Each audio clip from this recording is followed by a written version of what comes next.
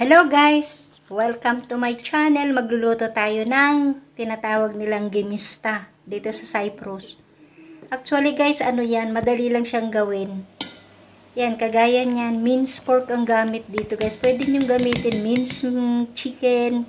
Kahit na ano, pwede rin yung minced fish, yung mga ganyan. Depende po yan sa inyo kung anong gusto nyo. Pero yung way ng pagkakagawa guys, yung mga mixing ba, kumbaga, yan, olive oil, onion, tapos kamatis, tapos maghuhugas kayo ng konting kanin, rice, ano pa nga ba, nilagyan ko rin niya namin ng salt, ng black pepper, at saka yung green guys is parsley. Means pork, yun. Wali, mix lang natin yan lahat. Tapos kapag na-mix na ng maayos, saka natin yan ilalagay sa ating vegetable na pwedeng paglagyan. Kagaya niyan, green pepper or gamitin natin yung traffic light. Yung green or red or yellow na bell pepper o kaya capsicum.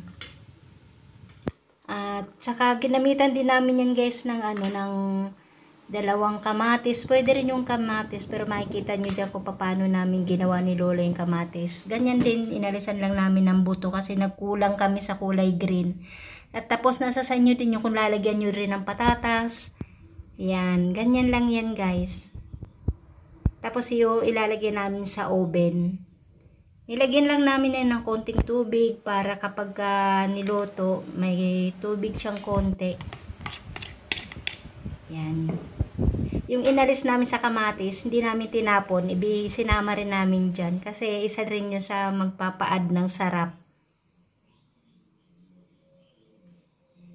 Ayan guys, ganyan kaganda ang itsura niya. Tsaka ang sarap guys. Nilagay namin sa oven, tinakpan namin yan. Tapos, halfway, inalis namin yung aluminum. Tapos, naka-open siya sa loob ng oven. Mga 45 minutes. Or check nyo rin guys kung tingin nyo or feel nyo luto na. Yan. Yan ang itsura niya pagkaluto. Tapos, kami ni Lola, kanya-kanya na kami ng kain.